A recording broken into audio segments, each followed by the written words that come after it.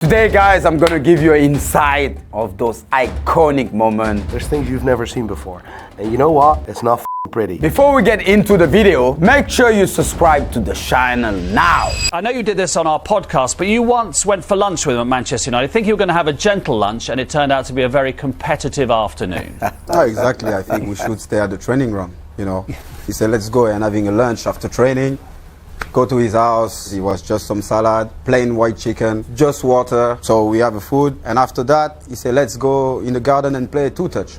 I said, Cristiano, we just finished. So I can post the clip. I recommend to any people when Cristiano Ronaldo, I love you, my brother, when he invites you to his house to having a lunch, don't ever go there because you're not going to have a lunch. You're gonna eat like some dry chicken. You're gonna have like just still water, and you're just gonna end up having a second training session. You know, we went there, like I said, salad, dry chicken. After that, we play a two-touch on his garden. After that, we went for swimming. After that, we were in the sauna. That's when I was like, you know what, Cristiano, I love you. You told me we're going to have a lunch, and actually we have a second training session. So don't ever go to my brother Cristiano Ronaldo for a lunch because you're going to work hard. Руни просит пас не туда.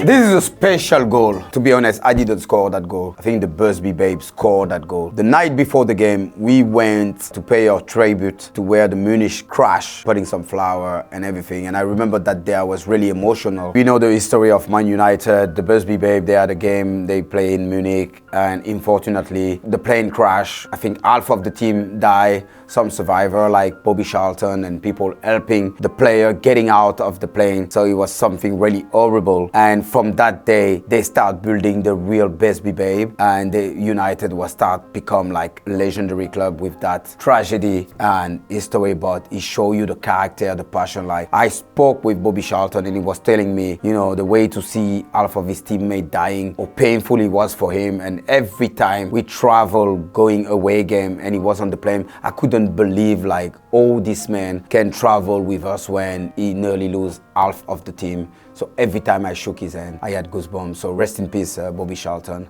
and I love you. I never pray to play a good game. I pray, you know, to protect my family and even my enemy, to put him on the right path. I just say, please, dear God, I want the Busby Babe to be proud of me. And that's why I scored that banger, but it wasn't enough because after that, Bayern Munich score, equalize and win. And we didn't get through of the Champions League. But this goal have a special meaning for me because the Busby Babe scored that goal. So you could have done better. 100%. Like, I think I'm someone, I don't care about myself. Yes, it's one of the best goals I think I score in my entire career. But I think we celebrate too much. We forget we still have a game to play. And they score after like, I think 15 seconds. So I didn't actually enjoy enough that goal because at the end we lost. United didn't get through, and who care about that goal? But I care because it was a goal dedicated for the Busby Babe.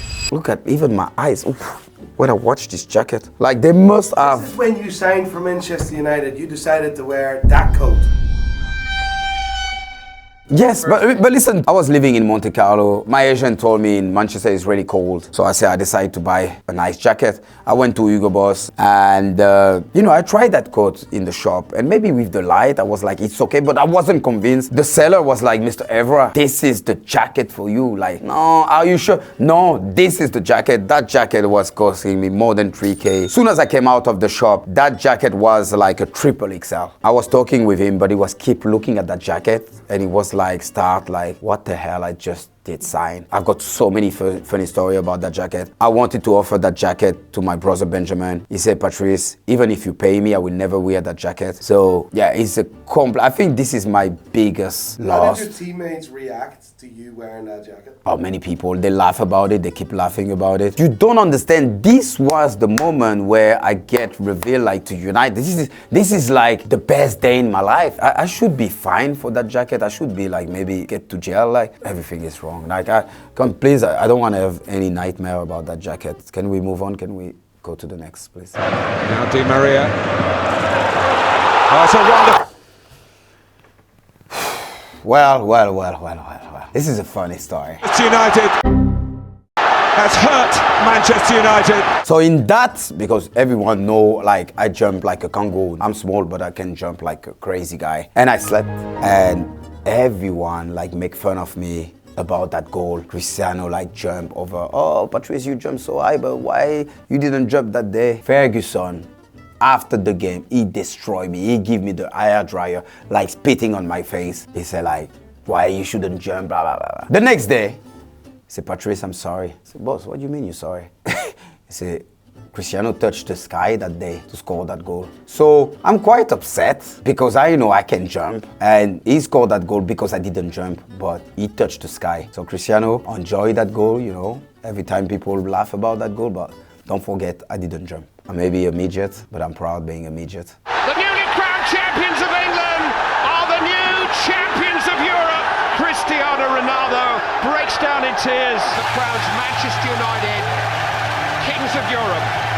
Thank you, GT. Thank you, John Terry. Sorry, I love you. You know you're my brother, but this means a lot. This means a lot because I lost a lot of final of Champions League. And when I signed for Man United, I say I signed for United not to play the final of Champions League, but to win it. Then when I remember Cristiano Ronaldo missed his penalty, Shootout, little stutter, and a save from Petr Cech. I was like, here we go. You know, I lost my first final of Champions League in 2004 with Monaco against Porto, and I was like, no, he can't. And when John Terry just slapped and missed that penalty, I was like, that's it. We got it. Terry to win it. Oh, he slipped. For me, this is one of the best speech ever of Sir Alex Ferguson, 2008. He didn't talk about football. He chose to pick every individual. Imagine the dad and the mom of Patrice Evra have to feed those 25 children. Imagine Carlos Tevez living in Buenos Aires, Wayne Rooney in Liverpool, Anderson in favelas. And he said, guys, I'm already won.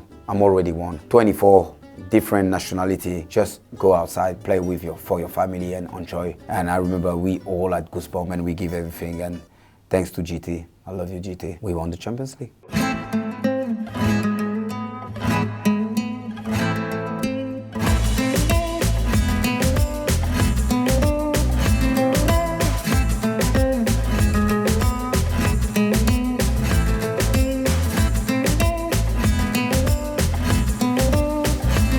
This is the soft version. The first version is when I was like licking like a chicken. I didn't even cook it. And I remember people was start saying, oh, you're gonna have the salmonella, but it's a disease apparently when you eat like, you know, uncooked chicken. The second version, I say, okay, you say I didn't cook the chicken, but this one, I will try to have an intimate relationship. What is the story behind that video? It's really simple. It's really simple. It's all about Thanksgiving. I went to the Tesco, I bought a chicken, and I start like slapping the chicken, licking the chicken, having a really intimate moment with that chicken. And yeah, that video went viral in the wrong way, even especially when I was in Switzerland with my actual wife, and it was all ladies. She said, oh, I know you.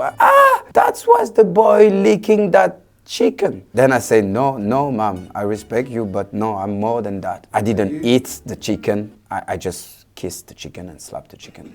Before United, I was start being overconfident and arrogant. I was playing for Monaco. I reached the final of Champions League, being named 4 times in the world the best left back in the French league, playing for the national team. So I remember my agent came and he said, Patrice, you know, in January, it's like teams. You have Inter, Liverpool, Manchester United. I said, yeah, cool. And what stuck in my head when he said Manchester United, Cantona. Wow. I said, okay, Manchester is where Cantona, yeah. He said, you should go to Manchester. I think Manchester suits you. I said, why not? Then we met Sir Alex Ferguson because at that time, you know, I still playing for Monaco, so you can't be approached by another team. We met in the airport, in a secret room, yeah. And that day, that interview was like being interviewed by the FBI. I was like, do you smoke? Do you drink? Do you like to party? Are you ready to not lose one game? Are you ready to not even draw a game? Yes. He shook my hands. And when he shook my hand, he looked straight in my eyes. And when you look straight at his eyes, you make sure you don't disappoint him. I'm sorry, guys, I get a little bit emotional. I think this video, yeah, is, I have no words. Like, I didn't expect to see that video because it was the beginning to be a proper Mancunian, and I didn't know where I was going. I was probably arrogant. I was thinking I already make it. Then when I signed for United, it was a completely new job. Even my own agent, after my debut against City, said, I'm sorry, I shouldn't have brought you to United. You should have stayed in Monaco. And the rest is history. But I'm glad of those moments. I'm glad I learned so much myself signing for United and being coach under Sir Alex Ferguson, where he allowed me to be myself. Yeah. Were you able to be yourself in Monaco? Yes and no. I think in France, when you have like a big personality, or even if you're overconfident, they're gonna say you arrogant. In France, they don't like the winner. They celebrate more about the second place. The winner are always the one to cheat or whatever, or they are arrogant. That's why Cantona, you can see in England, they will build a statue for him. In France, they will hate him. They don't like people with like big character and big personality. So I forced them. I remember when I signed for Monaco, I was coming from Nice, second league division, and I bought like a Ferrari. I was the first player of Monaco bought a Ferrari. Deschamps wasn't happy with that. The captaincy was like, wow, Patrice, you just play like 10 games, you already got a Ferrari. I said, don't worry, the way I will play, I will even allow myself to buy a Rolls Royce. I work so hard, and if I like cars, this is my own business. So yes, in France, they don't allow you to be yourself. You eat, sleep, breathe Manchester United. How much does it mean to you? I don't need Manchester United. I love Manchester United. I could have died for this club, and you know, I know dying is a big word, but just tell you're passionate or in love. I am with this club, even if I play for Juventus, and I start to love also a club like Juventus, but United is my DNA. I remember Gary Neville used to say, when Patrice was talking in the dressing room, I think he was a Mancunian. I feel as a Mancunian. If you ask me the place, I really feel home, no matter if I live in Dubai now. It's Man United. The people, I was giving everything for them, working people there, and I love people when they are down to earth. You know, I remember when I went to Tesco the first time, and that ladies was saying, "How are you, love? How are you, darling?" And I didn't speak English, and I was like, "Oh, maybe having a eat," you know, like she's calling me love, darling. But it's just people are like that, genuine. And I'm not used to when you live in Paris or even in London. It's a fast life, fast people. I think the North people from England or Ireland or Scotland, they are the people that are the most down to earth, and they're really warm. Play for Sir Alex Ferguson is a different, like I didn't play for Sir Alex Ferguson. I died for Sir Alex Ferguson. It's different. Like I always say, I never been scared of Sir Alex Ferguson. No matter when he's shouting on someone, on myself, but I was scared to disappointing him. One game I was playing so well, and he came and he said, "Patrice, you're playing the worst game I ever seen you play." So I look at him, I was in shock, and he shout. Next day I knock his door. I go to his office. I say, "Boss, what's happened last night?" "Yeah, yes, last night." "What's happened?" "I think I played the best game." He said, "Yes, son, you play one of your best games, but I need to shout on you to give a message to all your teammates around, because some of your teammates, they were sleeping." Sir Alex Ferguson is, for me, is the best manager of all time. You can bring me any manager. Ferguson is the number one, and he's also my dad. No, he's not, I'm joking. But I have such a special relationship with Sir Alex Ferguson. You know, I always say I've never been scared of Sir Alex Ferguson, but I was always scared to disappoint him. And he know he can use me in any situation. I will die for him. I will die for him. And that's what happened when I was talking in that clip, when I was one of the best players on the pitch. I finished man of the match, and the next day I said, "Boss, what's happened last night?" And he told me, "Patrice, you were the best player on the pitch, blah, blah, blah." Cristiano Ronaldo was start doing some skill. We were missing some chance. The United fan, when they pay a ticket, they need to see entertainment. When you score one goal, you have to score 2, 3, 4, 5 goals. I remember I said, "Boss, this was a close one. You know, next time, you know, make a sign." He said, "Just get off of my office, f***ing French c***." Well, guys, then I understand, you know, he used the best player on the pitch to send a message to the other player. I call it management. What are you thinking about Manchester United taking away the ambassador role of Sir Alex Ferguson? So, you know, when I read the news, I'm always careful. I didn't talk about it yet. Yes, I talked with the boss, and he gave me his answer about the situation. So I'm like in between to talk about it. But if I talk about it, I know I will talk against my football club, the club I love. So it's really delicate. I just want to make sure I digest what's happening. I love my club, and I already talked. I was the first player to talk on Sky when, you know, Gary Neville was talking about the manager, the player, the laziness, whatever. And I said, what about the board?